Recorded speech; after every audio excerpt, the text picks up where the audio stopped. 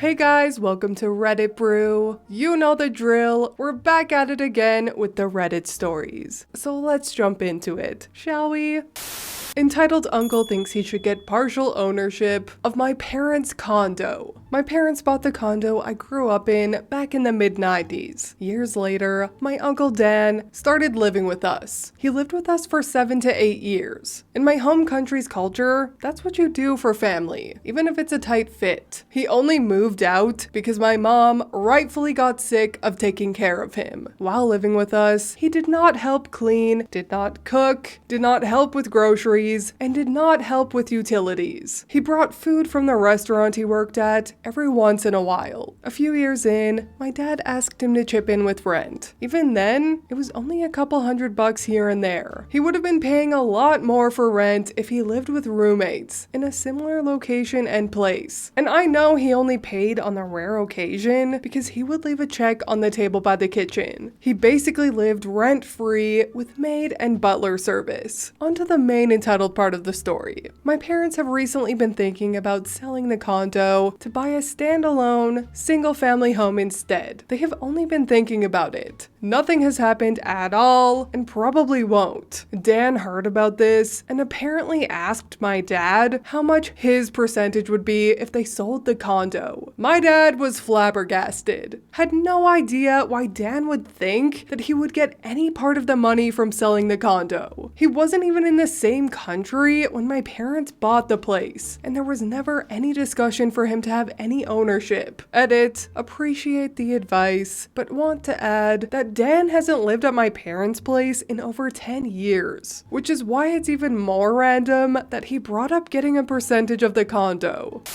To quote comedian Ron White, you can't fix stupid. Less stupid, and more Dan just being an entitled a-hole. The kind of person who thinks what's yours is mine, and what's mine is mine. He tricked some of my other aunts and uncles into helping him buy a house. They were new to the country, so had no credit history at the time, but did have cash. Dan used their cash for a down payment on a house, and was supposed to give them partial ownership. The relatives did live in the house, but have been moving out since their families are getting larger and they can't all fit. So they asked to get a percentage of the rent he will be charging tenants, or to be bought out based on how much they put in for their down payment. Neither is happening since the only people on the deed are Dan and his wife, and the cash was a quote-unquote gift from the other relatives. Great googly moogly.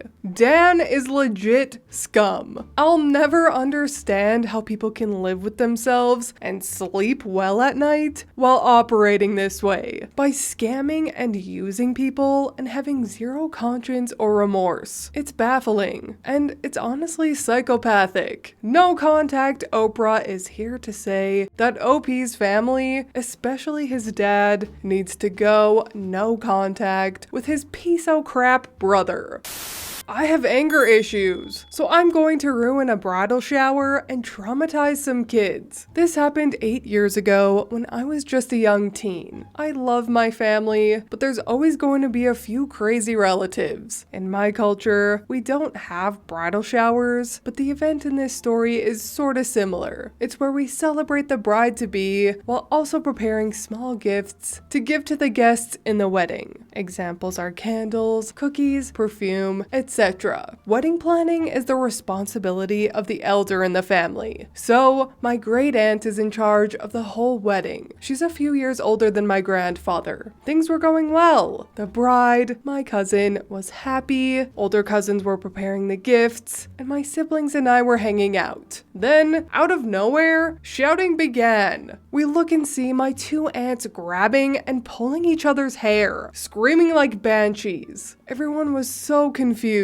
My great aunt was trying to get them to stop. Everyone was trying to get them to stop. My angry uncle decided to join in on the shouting, and the bride's brother was shouting at all of them for fighting at a time like this. Here's where it got worse. While screaming, my angry uncle suddenly turned around and punched the glass door, punching a hole through it. Glass was everywhere, and it cut one of my cousin's foot. She screams, which causes my little sister sister and other young cousins to scream. I grabbed my sister and took the younger kids to the kitchen away from the chaos. I had to calm down 7 young, hysterical children and make sure my cousin's foot was okay. My sis was crying because we couldn't find our parents and she was worried that they'll get hurt. I was scared but tried to stay calm and assure her that everyone was fine. Things began to further escalate. The bride's stepdad went into the kitchen and grabbed a knife. The bride's mother, his wife, tackled him to stop him. I was 14, so I start screaming and crying at the sight of them struggling with a knife. The girls got more terrified and were hysterical. We were all huddled in a corner as we watched them.